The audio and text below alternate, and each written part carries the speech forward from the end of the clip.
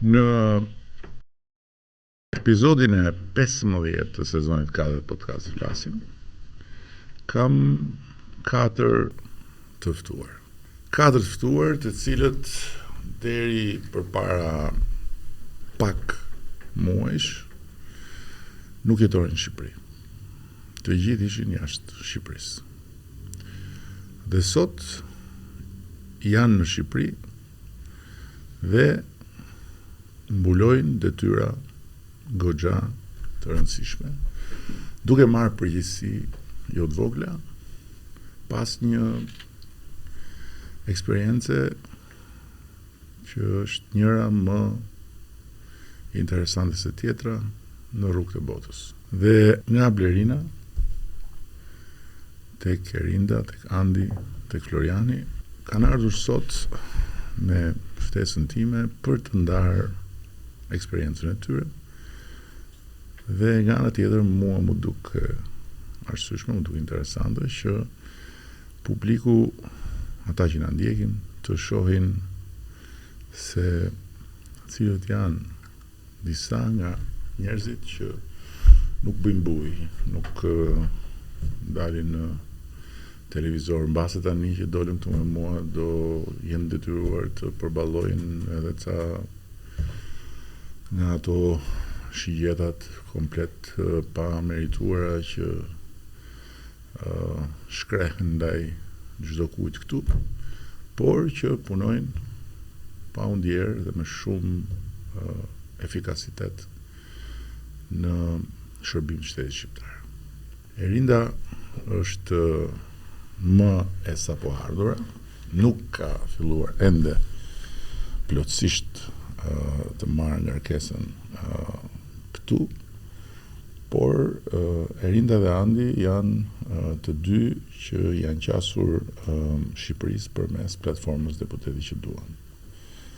Dhe me që Erinda është ajo që nuk ka marrë të gjithë ngarkesën akoma, dhe me që është nga Vlora dhe Vlonjat TV dhe Vlonjat TV nuk jepet asnjëherë fjala të dytëve, lërë më pastaj të fundit, po e filloj me Erindën. Faleminderit. Si duken këto ditë të para në Shqipëri? Në fillim faleminderit për ftesën.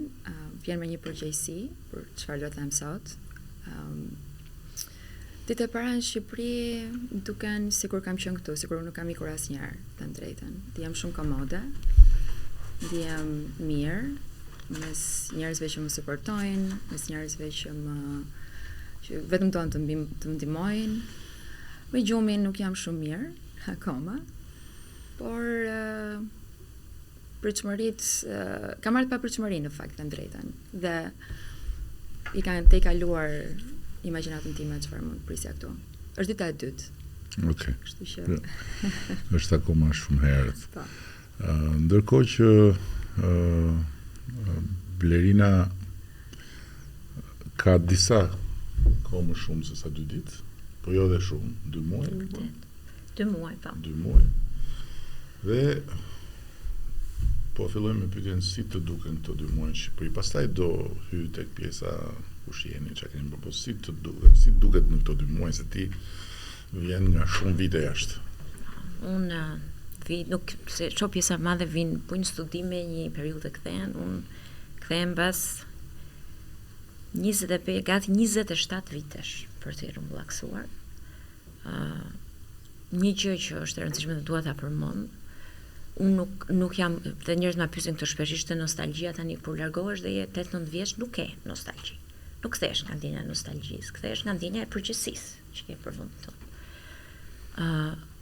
Unë kam jetuar në shumë vende të ndryshme dhe në çdo vend ku njeriu shkon, ka nevojë për një periudhë përshtatje. Kur vjen në vendin tënd dhe ti mund të jetosh kudo dhe mund të bësh shtetas se çfarëdo vendi, po të gjithmonë je nga vendi jot. Pra identiteti personal lidhet, gjeografia bëhet historia e jetës tënde. Ndihem mirë në kuptimin që gjërat kanë ndryshuar jashtëzakonisht shumë për mirë. Ndihem mirë që ka një fokus të veçantë që të përmirësohet, jo vetëm imazhi i Shqipërisë që është përmirësuar në mënyrë të jashtëzakonshme, por shoh gjithmonë institucione të rinj që flasin gjuhën, që kanë jetuar jashtë. Pra, në qoftë se një paragjykim im i parë ka qenë do të shkoj dhe njerëzit nuk do të më kuptojnë në disa gjëra siç bëhen në çdo zyrë, kam mësuar krejt të kundërtën, se është një nocion atje jashtë, njerëzit thonë, po se këto në administratë nuk punojnë, nuk rinor, dhe me thënë është komplet e kundërta. Në këtë aspekt se si njerëzit kanë filluar të qasen punës dhe përgjësia, jam pozitivisht si thua jo e çuditur, po e lumtur që shoh këtë ndryshim pozitiv. Flori, ti u bëre 2 javë, 3 javë? U bë 1 muaj. U bë 1 muaj. Sa shpejt kalon koha. Floriani është kthyer nga Shtetet e Bashkuara dhe mbulon detyrën e zëvendësministrit të financave. Si ndjehesh pas 1 muaji? Normalisht ka një periudhë përshtatje, po dua të bëj honë sa që dhe Blerina. Kam gjetur një staf shumë akomodues dhe një ambient shumë akomodues të Ministria e Financave. Në të vërtetë e quaj privilegj të nder, domethënë që të bashkëpunoj me ta në gjitha ato që kërkohet. Dhe tash unë jam larguar për 26 vjet nga Shqipëria. 26 vjet, po. Jam larguar 17 vjeç herë më parë. Dhe po jam kthyer në Shqipëri çdo vit. Pak për 1 javë ose 2 javë. E ke prekur domethënë. E prekur tokën shqiptare, as diskutohet. Dhe është domethënë kësaj radhe janë disa normalisht ka një akumulim eksperjencash gjatë kësaj kohe, po Shqipëria vërtet nuk ka surprizuar për mirë. Domethënë dhe nuk kam çfarë them, ka shumë gjëra tjera për të bërë normalisht, por është krijuar një themel shumë i shëndoshëm atë. Andi, ti vjen nga një tjetër rrugë, nga Londra dhe u bëre më pak se Flori më duket. Më pak se Flori e 2 javë. 2 javë? Po. Qa si ndjehesh në këto 2-3 javë? Kisha disa pikë pyetje, edhe unë mendjen dhe në kokën time në momentin që u ktheva, po tek Ministria e Financave kam gjetur një staf shumë përgatitur. Ka qenë që jam dhe pak tip perfeksionist, mendova se si do ishte kjo pjesa e kërkesë llogarisë kështu, po jo, kanë qenë shumë akomodues dhe të gjithë më kanë pritur në goxha mirë. Dhe stafi me të vërtet jo për të bërë qefin, por me vërtet janë shumë përgatitur edhe shumë profesionist tek Ministria. Okej, tani vim tek pjesa më e thellë pak. Dhe po vazhdoj prap me Erindën. Erinda, si u largove dhe si eci rruga jote në Shtetet e Bashkuara? Po. Në fakt më vjen mirë që ma bëni këtë pyetje, se edhe unë 25 vite kam që jam larguar, dhe sa herë vi që kthem më shpesh se një herë në vit në Shqipëri, po sa herë vi dhe kam shprehur kënaqësinë që të kthem në Shqipëri përfundimisht, më thonë po pse do kthesh, po nuk më pyesin asnjëherë pse ika ose si ika. Tamam, kjo është e gjithë historia, si ika. Ika në vitin 2001. Ishte një ikje tipike e gjeneratës atëre, që të gjeni një shtëpi amerikane dhe të çonin në një familje amerikane si exchange student. Mbaj mend që ditët e fundit në Shqipëri ishin pak kaotike, sepse familja ishte shumë e gëzuar që mua më kishte dal viza që të shkoja në Amerikë. Dhe në fakt po më ngjatet mishi tani kur e them si histori, sepse mbaj mend fjala e fundit që më ka thënë mami, ka thënë Rinda Samir, më në fund të plotësua dëshira të shkosh në një vend që të kesh një të ardhme, po të lutem mendo dhe për ne, na merr dhe ne. Dhe tani që mendoj si e rritur, ka qenë një përgjegjësi shumë e madhe, një peshë e madhe, dhe unë sa shkova në Shtetet e Bashkuara, mbaj mend që një misioni im ishte që të merrja dhe ata. Përpos faktit që lëviza në një vend krejt të ri, me një kulturë komplet e kundërta e kulturës ku unë isha rritur, shumë individualiste dhe jo në komunitet. Ditët e para patjetër kaotike, unë isha në një familje në San Francisco. Në fakt vitin e parë kam kaluar në San Francisco dhe mbas vitit parë, që ishte matura, jam kthyer dhe jam vendosur në Washington DC dhe kam dënjur aty prej vitit 2002 e mëtej. Ikja ka qenë në atë kohë ne nuk ishim as të lidhur, interneti, datat nuk ekzistonin dhe mund të bëj një telefonat me prindrit nuk e di, një herë në muaj me këto calling cards që ishin fizike dhe ishte shumë e vështirë dhe që të lidhesha. Ndërkohë unë isha në një familje që kisha fat në fakt, familja ishte e rregullt se në atë kohë dhe nuk shiheshin dhe nuk futeshin një filtr, cilat ishin familjet që fëmia shkonte. Dhe nuk e di çka guximi, në fakt kam pas prindërit e mi që e kanë marrë, edhe kjo tregon se si ka qenë Shqipëria atëherë, që të dërgojnë një fëmijë 16 vjeç në një vend që është shumë larg dhe pa mbështetje. Po tani e kuptoj, Shqipëria atëherë ka qenë shumë keq, unë kam 16 vjeç dhe i kam në memorie ngjarjet e atëhershme të që ne kemi kaluar, plagët e rënda të luftës civile që u hapën armët, që ranë firmat piramidale, kam përjetuar në Vlorë, kam përjetuar shtetin që nuk ekzistonte në Vlorë, kam përjetuar krimin, kam përjetuar shumë i mbaj mend shumë mirë të gjitha. Dhe këto kanë qenë kushtet në të cilat unë jam larguar kur e kanë bërë në Shqipërinë. Po për ty si ishte të je me origjinë nga Mitrovica, mos gaboj?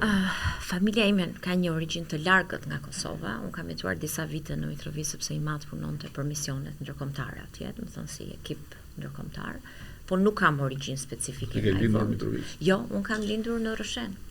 Kam lindur në Rrëshen sepse kështu atëherë si të shkonin njerëzit në vende të ndryshme në kohën e komunizmit. Ndërkohë fagjyshrit i kam në Tiranë, mamaja më ka lindur në Tiranë. Kam lindur atje, fatkeqësisht s'kam jetuar asnjëherë se pastaj filloi demokracia dhe erdhëm u kthyem në Tiranë. Do të thënë klasën e parë e kam filluar në shkollën që tani quhet Pjetër Buti, që është rrëzuar dhe po rindërtohet. Pastaj jemi larguar në Evropë. Kam pasur fatin se i mat është një nga ata që është larguar dhe studio. Po, emri tjetër, po. Që kemi nga njëjta shkollë. Po ç'ne ke Alçikondi? Po sepse familja aty, do të thënë familja jote jetonte në Myslimshyr dhe ende jetojnë aty. Dhe kur u kthyem nga kur larguan nga Rrësheni, do të thënë aty u kthye familja. Pastaj un kam pasur fatin se i mat që kishte kryer Akademinë e Arteve këtu. Pastaj shkoj të bëj një master në Universitetin e Lozanës.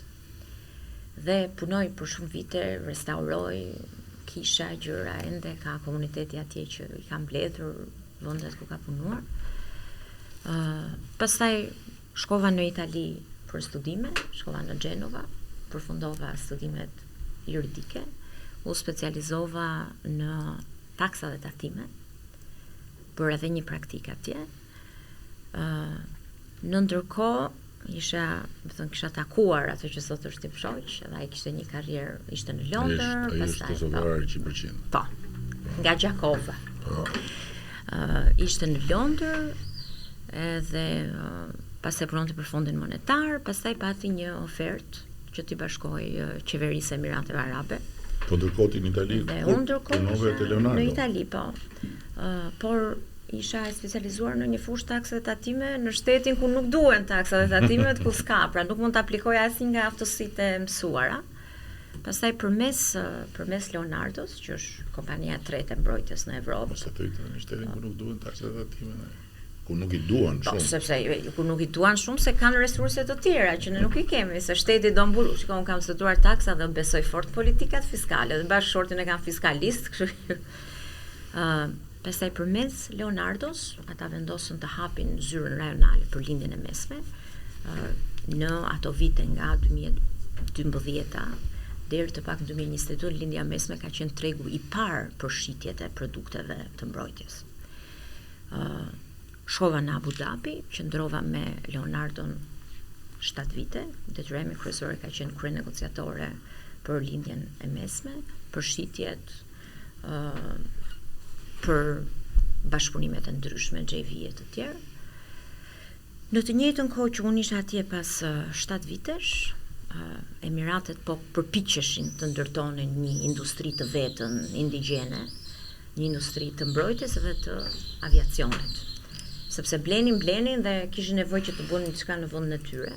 Dhe unë jam pjesë e këtij ekipi që më kërkojnë të bashkohem dhe të ndihmoj në këtë mision të ri, do të thënë në formimin e kompanive të mëdha, seksioneve të Aerospace të Mubadala, pastaj një pjesë u transferua që sot është grupi EQ. Edhe pata aty një detyrë që të udhëheqja të gjithë negociatat edhe kontratat e reja që bëheshin. dhe të trajnoja një grup vendasish që do të merrnin pozitën time pas ikjes. E bëra këtë gjë për rreth 3 vite, dhe ka qenë vite shumë të mira, sepse po bën diçka nga fillimi, pra ke mundësinë ndonjëherë ti bësh gjërat ashtu si do. Edhe që një industrializim i suksesshëm. Pas kësaj kalova u rekrutova në Lockheed Martin. Më rekrutoi një admiral me 3 yje që ishte për Lockheed Martin në linjën e mesme dhe që në mandatin e Trump 1 ka qenë numri 2 komandës qendrore në shtëpinë e bardhë. Pastaj aty domethënë isha marrë gjithmonë me shitjen e sistemeve të mbrojtjes, rreth 25 shtete në linjën e mesme, shtete nga të bukurat, siç janë Gjiri, edhe shtete të vështira të lindjes mesme, shtete ku ka pasur edhe luftra, ka endre luftra.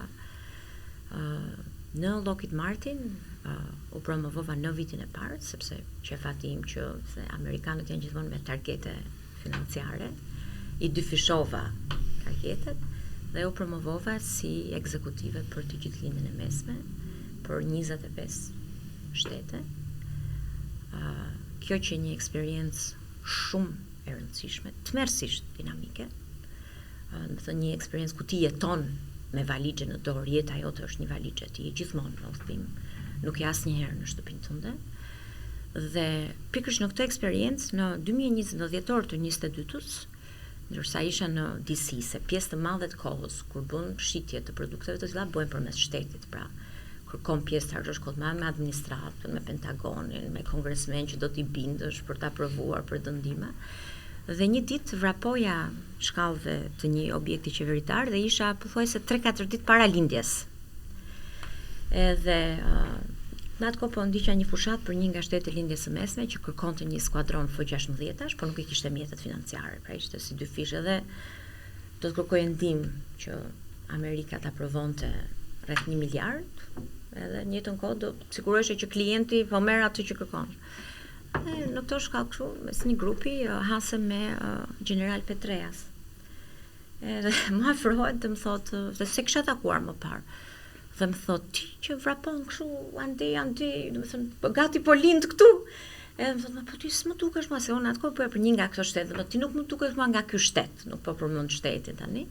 Dhe them, po jo, them General, unë nuk jam nga ky shtet, unë jam nga Shqipëria. Dhe ai më shikon dhe më kthehet dhe më thotë turp. Turp. Edhe unë mbetëm pak si, dhe i them, pse, General, çfarë turpi kam bërë? Unë thotë, jo, thotë nuk e bërë ti turp, po ti je në këtë fushë, ku ti duhet të kthehesh në vendin tënd dhe të bësh një gjë për vendin tënd. Se gjithë kjo fusha e mbrojtjes është lobim, është njohje, është kontakte. Pra tha, më dëgjoj mua, tha, që vajza jote mos të endet kështu si ti, ktheu në vendin tënd. Edhe kështu ta nguli goshtin. Rodhen gjyrat. Po. Florian, po historia jote si është në aspektin e ikjes dhe pastaj të ngritjes deri në pikën ku arrite që nuk ishte pak në atë vend që është një lloj xhungle jo e lehtë. Ashtu është. Unë jam larguar 17 vjeç nga Shqipëria në 98-ën. Te bile jam larguar me avionin e fundit të Suiserit para se të mbyllë Rinasi.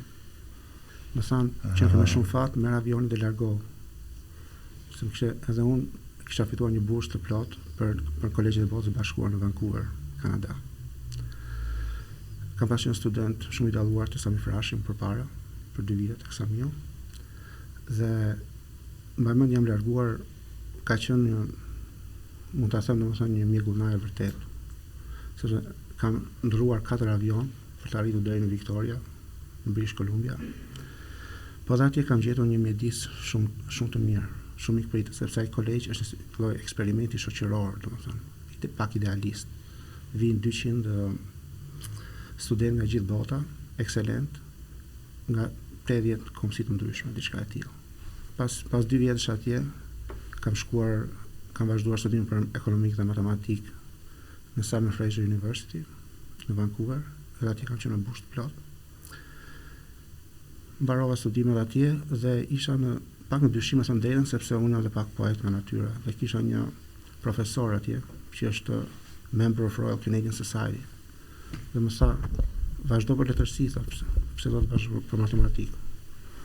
Thash mua pëlqen jeta boheme, po me thënë të drejtën nuk jam aq bohem sa do të thënë të mbaroj bohem. Diku do e marr kthesën. Edhe u largova pastaj mora u pranova për doktoraturën në NYU për ekonomi. Aty mbarova, mbarova shumë mirë, i specializuar për makroekonomikë dhe ekonomi financiare. Kam pasur nderin të kem mentor njerëz si Tom Sargent, që është fitues çmimin Nobel në ekonomi, Mark Gertler, që është këshilltar special, ka pasur këshilltar special i Ben Bernanke, ishte guvernatori, ishte chairman of Fed, e të tjerë. Kam dhënë mësim si profesor i jashtëm në NYU për një kohë të caktuar. Në New York takova me një grua fantastike që më vonë bashkëshortja ime, Elizabeth Newell. Patëm fëmijën e parë, Amelian, që tash është 6 vjeç. Dhe ishte koha domethënë për t'u larguar dhe merri një ofertë pune për Los Angeles. Për çmimin e transferit, si konsulent për çmimin e transferit, taksimin ndërkombëtar në Anderson Tax. Dhe nisa punë atje, punova shumë vjet. Si thuash, në një mënyrë ose në tjetër, kupton shumë marifetet të konsulencës. Po vjen një moment që thua I want to see the other side of the equation. Do të shikoj si është, domethënë, çfarë roli ka me qenë shërbëes i shtetit. Se gjasa kohë kështë marrë qytetarinë amerikane. Dhe doli një oportunitet, domethënë, në një takim me IRS, dhe ata më dhanë një intervistë punë dhe më morën si senior economist në nivel të lartë. Agjencinë e taksave. Agjencinë e taksave, Internal Revenue Service, që është pjesë e departamentit të sajtë amerikan. Atje pastaj punova për një vit, kisha në ngarkesë çështje shumë komplekse taksative, se kishte bësh me shifra shumë të mëdha, domethënë, që kanë lidhje me dëmshpërblime me dëmin taksativ kundër shtetit amerikan. Këto çështje shkojnë para gjyqit taksativ amerikan. Dhe ata i kanë të tmeshme ato? I kanë të tmeshme, patjetër, domethënë, edhe kalon për shumë filtra dhe më duhej të rekordoja raportimet e ekspertëve të jashtëm, që i merreshim nga MIT, Harvard e tjera. Por i lash këto çështje pezull, sepse detyra më thirrën në Shqipëri.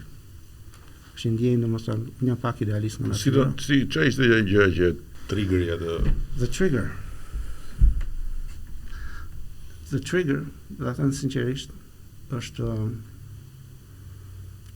fakti që Shqipëria është në një moment shumë delikat, po kemi një mundësi të ardhë për të futur në be, dhe dua të jap kontributin tim. Kjo është e trigger. Dhe arsyeja vetme pse jam këtu është sepse qeveria që u drejtoni më dha një mundësi. Nuk kam besim të plotë, domethënë, që me vizionin që kemi, që ka qeveria juaj, vetëm me vizionin tuaj dhe me leadershipin e qeverisë, domethënë, ne mund të futemi në be. Dhe prandaj jam këtu. Andi, ti tentove të hysh nga platforma, nga rruga e politikës. Po. Edhe ndoshta kjo është interesante edhe për të shpjeguar, po më parë duke bërë një sqarim se ndërkohë thash vetëm që Rida është nga Vlora.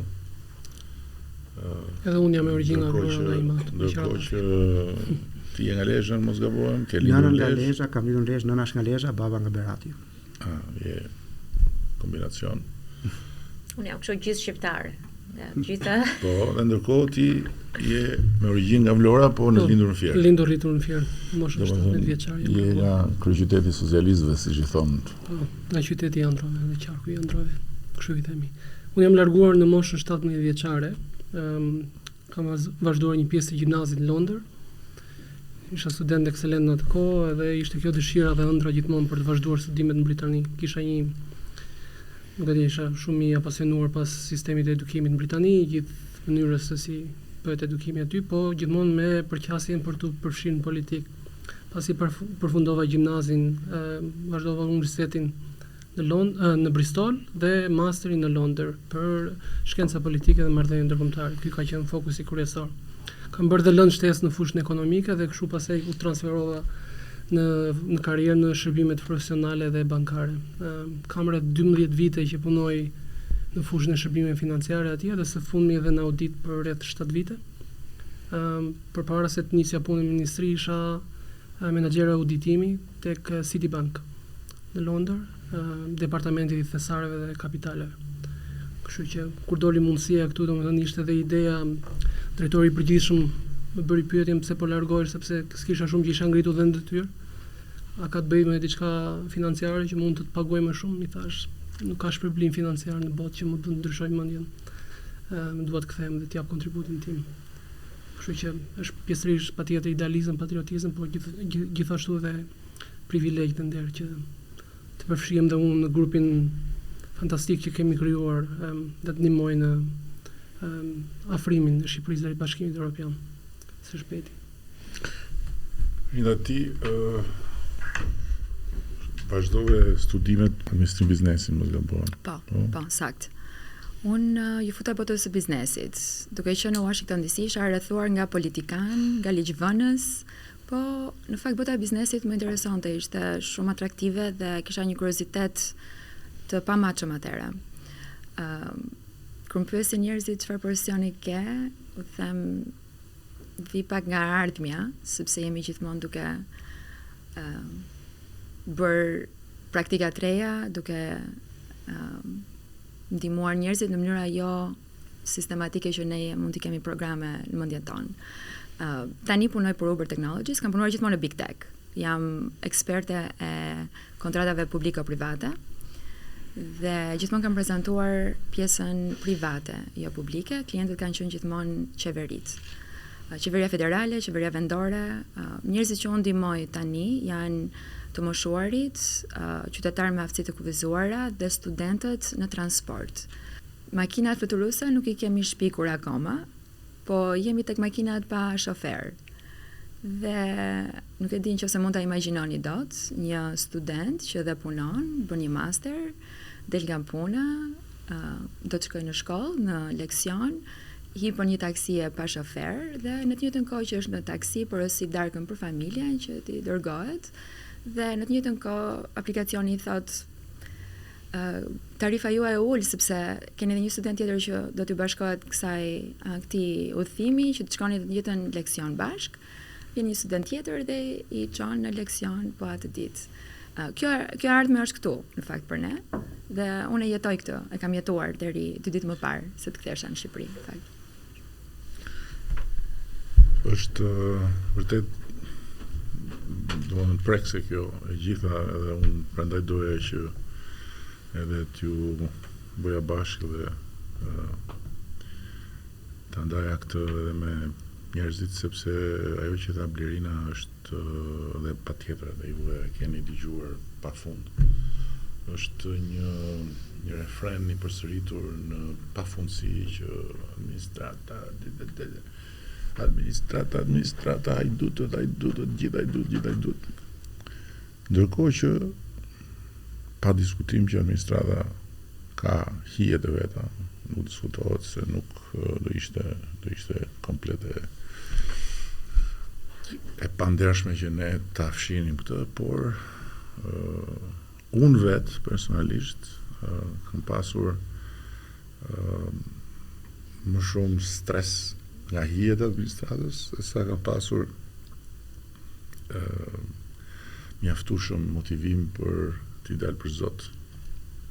Por kjo më është përmbysur komplet kur kemi bërë procesin screening.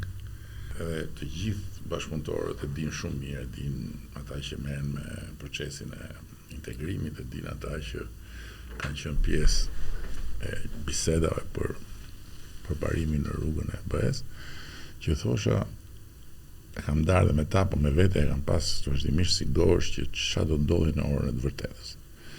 Dhe ora e të vërtetës për mua ishte momenti kur negociatat do fillonin me screening, do me thënë me gjithë diagnozën e shtetit shqiptar, ku faktikisht janë 1000 vet nga ana andej dhe 1000 vet nga ana këtej që ulen përballë njëri tjetrit me 36 grupe, mos janë më shumë, po të paktën po flas për grupet që unë vetë kam kontaktuar, kam parë, dhe që i hynë deri në qelizë shtetit shqiptar. Dhe aty ka shumë rëndësi çfarë, si performon ti edhe si luan ti pjesën tënde. Dhe kur filloi procesi, kam qenë shumë në tension, sepse thosha, gjithë kjo luftë, gjithë të përpjekje për të bindur dynjan që prit se ne nuk jemi ata. Imagjino tani sikur të filloi të fusi ujë varka, edhe të fillojnë ato varjet e turinëve në fillim, pastaj të fillojnë përshpërimet, pastaj të bëhen shurdhuse që ore këta nuk janë gati, këta nuk kanë lidhje. Dhe kur papritur filloi një tjetër këngë. Se më thoshin mua këta të mit këtu tanë, domethënë, që po ecim mirë, po thosha nuk. Kur filloi një muzikë kryeministri i Hollandës. Edi, po t'i gjoj fjalë shumë të mira për ekipin shqiptar. Mbresat në Bruxelles janë shumë të forta. Kryeministri i Danimarkës. Edi, ç'a ndodhi me administratën tuaj, se kam parë këto raportet e Ministrisë Jashtme për pjesën e proceseve të vendeve që duan të hyjnë dhe jeni on the top. Pastaj kryeministri i Spanjës.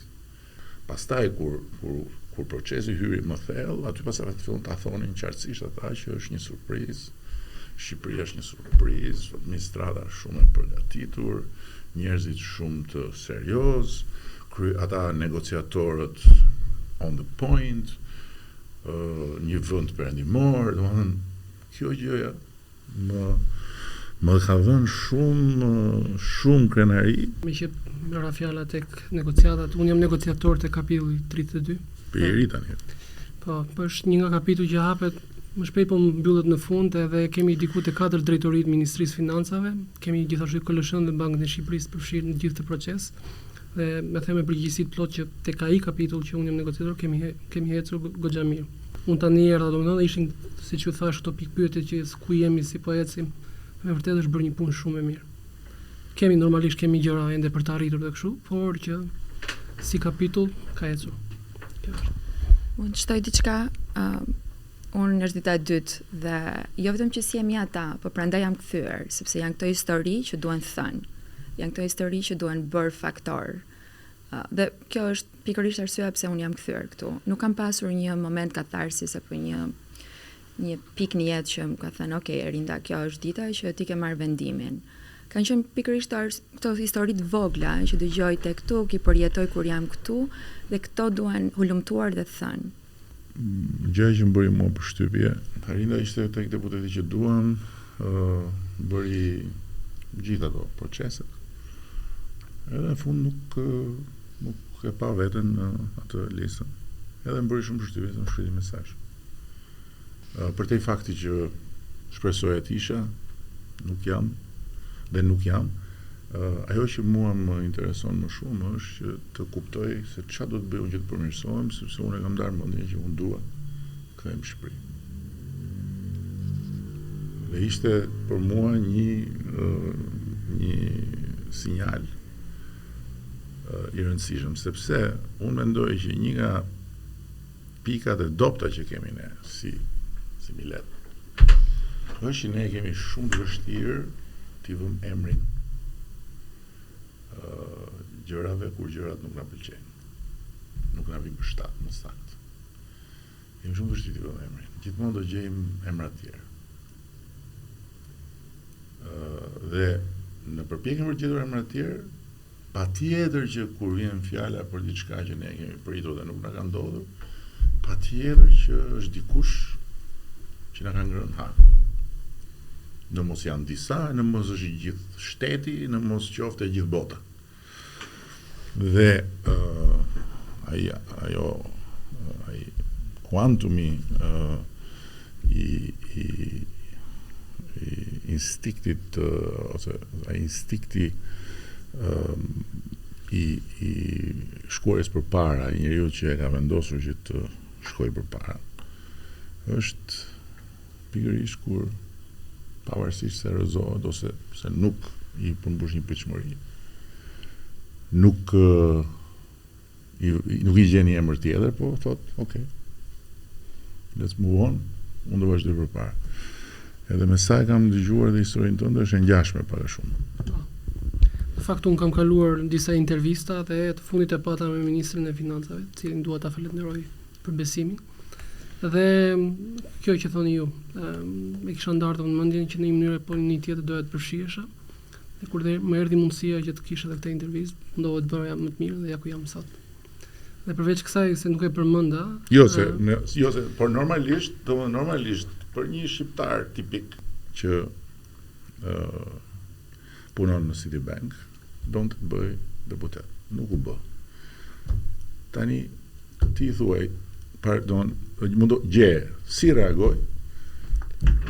Imediate do ishte unë nga Citibanku i them këtyre që ja ku më keni dhe këta më thonë mua që s'qëngam unë për deputeti Myzeqes, po në djallë të vej i pata disa mesazhe të tilla. Myzeqeja me gjithë partitë. I pata disa mesazhe të tillë si të zgjollën, si të shumë. Jo, ata në fakt reagimi im është publik se kam postuar në Instagram dhe ka qenë vetëm falënderim për ata mirë, ata i mirë kuptoj unë atë pjesën sepse edhe tendenca është për të thënë që ore shiko ç'a bëjnë këta tani. Ky i vjen nga Citibanku, ta i thon si e për deputet. Ndërkohë që në parlament ka njerëz që s'din flasin për shembull. Por reagimet e një pjese kanë qenë breslënse. Që okay, ne do vazhdojmë. Një pjesë tjetër ka pas nga ata që më kanë shkruar mua për shembull. Që edhe një herë që unë mendova që ju dha shansi meritokracisë. Mbas kaq shumë vitesh, kjo ishte një gjë që s'ke çaj bën.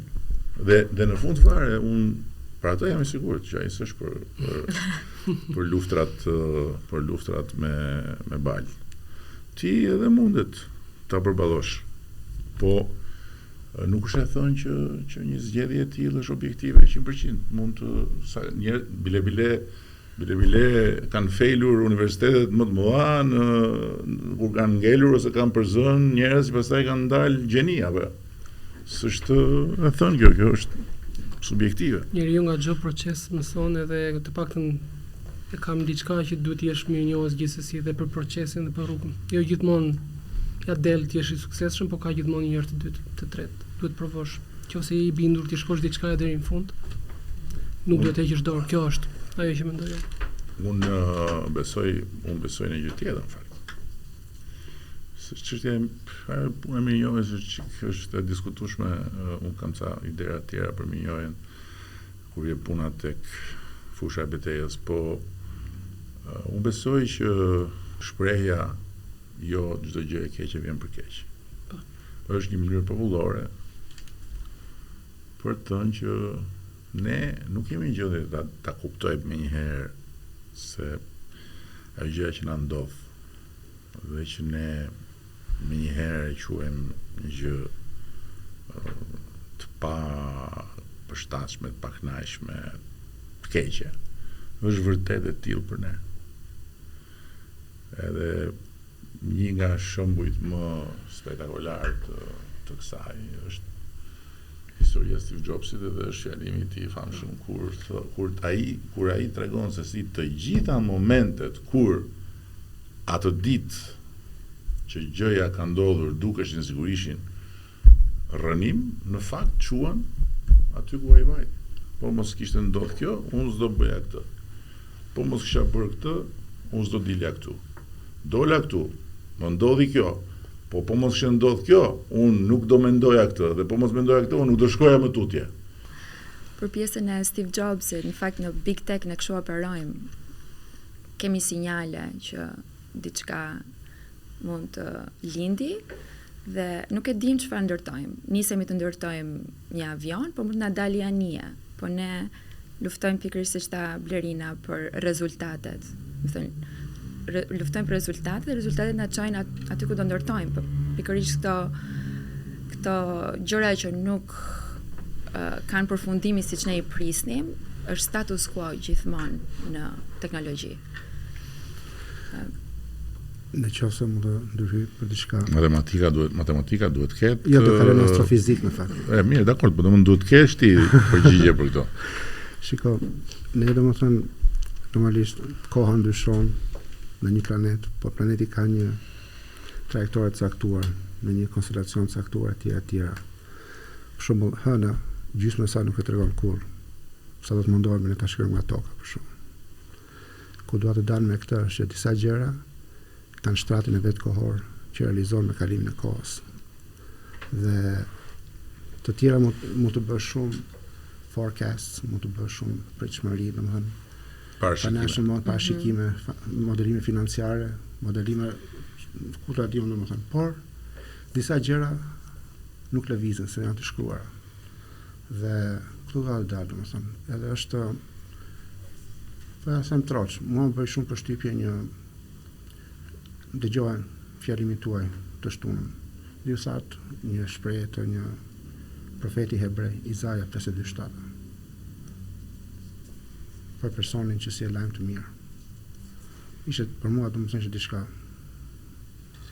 më pëlqeu shumë kur dëgjova domethënë. Dhe thjesht kur dëgjoj diçka të tillë them në Shqipëri ka vizion të caktuar për të ecur përpara dhe për të lëvruar domethënë në atë drejtim që kërkon koha. Tani rreziku juaj tani i madh, që po rreziku në cilin tani keni hyrë në këtë fazë të kësaj bisede, shumë i madh. Në raport me ata që na ndjekin është që të dukeni sikur jeni ca UFO që ju duket sikur keni ardhur në një oazë shumë të bukur me njerëz shumë. Tani hëna ka 2 anë. Tani unë dua që në këtë pjesë fundit që kërkoj të flisni për anën tjetër të hënës. Domethënë për cilat janë gjërat ose mbi çfarë terreni ku ju qartësisht janë bindur, shikoni problematik, shikoni mungesë për sosmëri është fjalë e madhe, po shikoni gjëra që duhen për më mirë etj. Domethënë, nëse do flisni për këtë pjesë, për shembull, po e filloj me ty. Ne jemi në një fazë që kemi vendosur të ringrem industrinë e mbrojtjes dhe po bëjmë hapa të rëndësishëm. Tani duhet të pranojmë që jemi njëkohësisht në një nivel aty ku mund të kenë qenë ata ku ke qenë ti më parë dhe me cilësitë ke punuar ti shumë vite më parë. Si e shikon perspektivën e kësaj ngritjes së industrisë? Ti mendon, cilat janë ato pengesat që shikon edhe si e shikon nëse do të bëjë pyetja Shqipëria 2030, çfarë do jetë për industrinë e mbrojtjes? Shumë e rëndësishme që Shqipëria e ka kuptuar që duhet bëjë një industri të mbrojtjes, se ka shumë rëndësi kjo. A jemi afër apo jemi larg? Në këtë moment, dhe këtë po flas në këndin tim si profesioniste, mendoj që ende duhet të kuptojmë ku i kemi limitet, sepse ndonjëherë asgjë nuk të limiton më shumë se sa pa i ditur limitet e tua. Kur nuk i di limitet, nuk kupton. Unë mendoj që dhe tani po flas si organizat, mendoj që duhet jemi më bashkëpunues në sensin flow informacionet, edhe ti ndajmë qëllimet, sepse nuk mund të kesh 10 prioritete në të njëjtën kohë. Pra, nuk mund ta industrializosh Shqipërinë sot në të gjitha qytetet e mundshme. Absolutisht. Unë e kam qasjen shumë shpesh, bëj gjëra dhe flas me njerëz të ministrit mund të i them. Kemi qëllimin 1, 2, 3. Përhapja shumë e madhe është ngatres dhe mungesë fokusi. Ne gjithmonë them fokusoni në industrializimi fillon me gjëra të vogla. Sot industria e mbrojtjes është e varur nga të gjitha shtetet, është shumë komplekse. Sot ke F35-ën që rreth 60% i bëhet jashtë Amerikës. Po kodin e kanë ata. Po. Nuk e ngredo. Po. Pra, ne duhet jemi më mendje hapur ndaj ideve që marrim. Tani Shqipëria është në një pozitë të mirë, sepse është të thuash vendi i fundit në Evropë që është kaq i hapur të mirëpresi të tjerët. edhe është vendi NATO-s. Siguria është në vëmendje të madhe. Nuk besoj që të paktën në vitet që kam jetuar unë ka pasur ndonjë moment më kritik, më të turbullt. Dhe do t'ju tregoj tani një shembull. Para, më thënë javën që shkoj isha në Bruksel dhe marr ekipin në Ministrinë e Mbrojtjes dhe i them do bëhet konferenca e armatimit në Bruksel, në NATO. Dhe ekipi më thot, po ne nuk shkojmë thot në këto, se s'kemi industrinë, nuk bëjmë, çfarë do bëjmë ne te kjo konferencë? Jo. Do të shkojmë në konferencë dhe do të flasim, sepse nuk ka sens që ne të jetë emri jon në tavolinë dhe shteti jon nuk shkon në këto. Edhe vin stafi dhe ca më thon, po jo thot se kjo është nivel drejtori i lartë, s'është nivel zëvendësministër, nuk ka fare rëndësi për mua. Unë dua të shkoj në konferencë. Edhe shkoj në konferencë, marrim pjesë dhe për herë të parë angazhohemi, flasim, po bëjmë këto, po bëjmë ato, që debat konstruktiv, Britania Madhe, që thoshte ne ju këshillojmë të bëni edhe këto. Edhe mbas kësaj shkojnë njerëz në zyrën e NATO, zyrën shqiptare të përfaqësisë në NATO, dhe i thonë, po thotë ajo vajza do të ajo shqiptare, apo është e huaj, e naturalizuar, foli, i dinte këto të industrisë, produkte specifike të tjerë. Edhe po flisja me ambasadorin Gjoni dhe i thash, ambasador, thash, ndoshta duket si kompliment, po thash në fakt është kritik. Se i bie që pse u çuditën këta se Shqipëria pas kanë plan, ka shtete shumë të vogla në NATO aty që gjithashtu janë po aq të vogla sa neve në rajone të tjerë. Nuk çuditet njëri kur flasin. Edhe kjo që për mua personalisht që jep një shembull të tjerëve që nuk po ndërron ti se po bën kështu, se nuk më ka munguar mua platforma të flas për këto gjëra. Po do ta bësh në flamurën e vendit tënd që të qartësosh se edhe neve nuk jemi larg botës, si kemi kuptuar, dhe neve ç'duhet si po e bëjmë, si po përpiqemi. Edhe këtu mendoj që jemi në rrugë të dur, kemi shumë kohë. Nëse do t'ju jepja një afat kohor, do të thoja Shqipëria 32 do të ishte gati për eksport. Në ato gjëra që mund t'i bëjmë neve mirë. Jo, për dakord, në rregull. Domethënë, kur them Shqipëria 2030, duke qenë se 2030 është vërë refreni, po unë besoj që e para, edhe kemi diskutuar këtë gjë, ne kemi avantazhin e madh se të nisesh nga mbrava, por ama ti je i vetëdijshëm se ku do të shkosh është avantazh, sepse ndërkohë nuk ke ngarkesa të mëparshme në sensin që nuk je i kondicionuar nga një stok gjërash që ti ke aty. Ne kemi avantazhin që nisemi nga mbrava dhe mund ta bëjmë çdo gjë të nivelit më të lartë që është sot. Jo të rrim, të riparojmë kjo, ajo, etj. Se ka vende të tjera, s'po përmendim, në rajon që kanë industri mbrojtje shumë të zhvilluar krahasimisht me ne që e kemi zhdukëm atëherë, por që një pjesë madhe e kanë të vjetër. Ndërkohë që ne me gjitha kontaktet që po bëjmë, me të gjitha marrëveshjet që po përgatisim, me të gjitha partneritetet që po ndërtojmë, edhe për shkak të politikës që kemi zhvilluar, edhe për shkak të miqësive që kemi në anë të ndryshme që me njëra tjetrën mund mos janë shumë miq, po bëjmë diçka besoj shumë pozitive. Diversiteti është shumë i rëndësishëm. Shqipëria duhet të jetë miq me të gjithë. Nuk mendoj që kemi luksin të ndajmë të bëjmë. Se për shembull të pash disa reagime për vizitën time në Izrael, për nderimin që ai nderim ishte për shqiptarët edhe ishte për popullin shqiptar, sepse nëse populli shqiptar nuk do kishte bërë atë që ka bërë në luftën e dytë botërore, nuk do vinte pavarësisht se ç'pun kemi bërë ne, nuk do vinte mundësia që të merrim atë nderim aq të madh. Dhe reagimet ishin pothuajse ne jemi në një shtet, ne detyrat tona i kemi bërë shumë qartë. Edhe kur ka ardhur puna tek Këshilli i Sigurimit dhe më pas kur ka ardhur puna tek Kombet e Bashkuara në tërësi, ne kemi bërë gjithmonë qëndrime që kanë qenë qëndrime që nuk kanë qenë në të njëjtën limë me qëndrimet e Izraelit. Kanë qenë në të njëjtën limë me gjithë qëndrimet e BE-s e tjerë. Ne kemi përsëritur që duam dy shtetet, gjë që nuk është një qëndrim në të njëjtën limë, por ama partneriteti me Izraelin sot është strategjik më shumë se çdo herë tjetër për sigurinë edhe për gjithë çka ne mund të përfitojmë prej tyre pikërisht në ngritjen e industrisë mbrojtjes, sepse ka një fushë që ata janë the number one dhe pastaj ka ca vende bosh dhe vinë tjerët, është kjo. Kështu që jam shumë dakord. Po për ty çfarë se u bë shumë e gjatë. Jo, unë deri tash kam qenë brutalisht, ndoshta shpirtëror dhe teorik, në anë teorike, po desha tregoj edhe një anë tjetër, dhe duhet të jem brutalisht praktik. Dhe jam negociator i kapitullit 16 i kapitullit 29, që janë tatimet dhe doganat. Dhe brenda 2007-s shpresojmë të mbyllim negocime teknike në lidhje me këto dy kapitull dhe me të tjera. Dhe unë të them që nga ana teknike ne po përpiqem të sjell domethënë një risi në bashkëpunim me Ministrinë e Financave në rritjen e bazës tatimore shqiptare. Dhe kjo ka lidhje me shtyllën e parë të dytë të BEPS-it.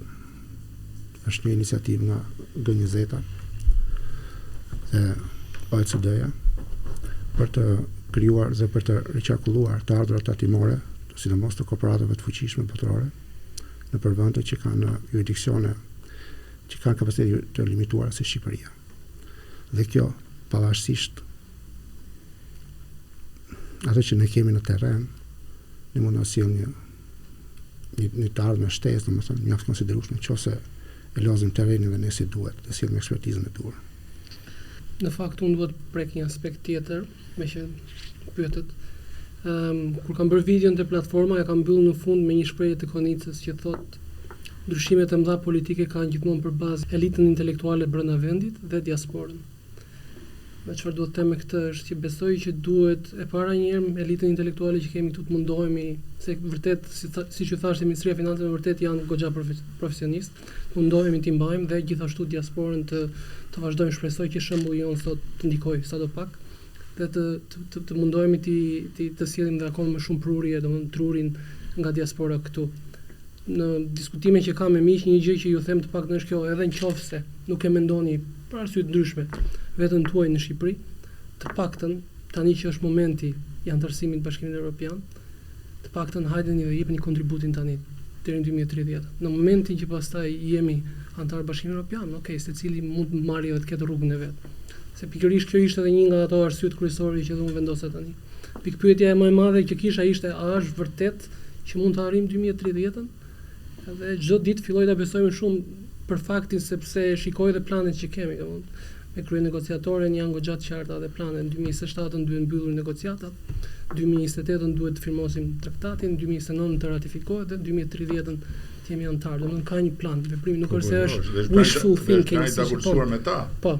Kështu që kjo rrit dhe besimin dhe kjo është ndoshta ajo që ju them dhe miqve të mi, se më pyesin, është e vërtet kjo gjë apo jo? Kjo është ideja. Rinda, ti do ta mbyllësh tash, ti e nise, ti do ta bësh. Dakor, po mbyll. Shqipëria e 2030-s për mua është një Shqipëri që ka përkrahur teknologjinë e avancuar. E ka përkrahur por me aleat. Aleat janë ligjvënësit dhe do të kemi ligje duke përqafuar teknologjitë e avancuara, si inteligjenca artificiale dhe shumë robotika tjera, automation që ne i quajmë. Them se njerëzit dhe ne kemi, se mos në Shqipëri kemi një avantazh të madh sepse jemi një komb i vogël në numër dhe implementojnë gjërat shumë shpejt. Por du të ecim bashkë me ligjvënësit. Kjo është shumë e rëndësishme që të mbahet integriteti i njeriut përkundrejt inteligjencës artificiale. Që do të them me këtë është se në fakt robotika dhe automation që ne i themi që do na komplementoj inteligjenca artificiale është e dizenjuar që të jetë eficiente. Njeriu nuk është dizenjuar të jetë eficient. Ne duhet të aplikojmë tek shkenca që nuk është eficiente. Bëjmë metoda të ndryshme, nuk na dalin siç duhet, me artin, duhet merrem me artin, duhet merrem me eksplorimin si njerëz, si shqiptar në 2030-ën. Domethënë duhet të kemi përkrahur teknologjinë e avancuar që të na çojë, që të kemi liri të bëjmë gjëra që janë kreative, sepse njeriu kështu është dizenjuar, të jetë kreativ. Jam shumë dakord me të gjithë këtu që thanë që janë edhe pak tradicional, që duhet të ecim patjetër me ligje përreth kësaj. Më kështu e shikoj. Okej, këta ishin 4 ufot që kanë ardhur nga 4 anët e botës për të shërbyer në shtetin shqiptar duke filluar nga 2 muajt e fundit, pastaj nga muaji i fundit, pastaj nga jafta e fundit, pastaj nga 2 ditët e fundit.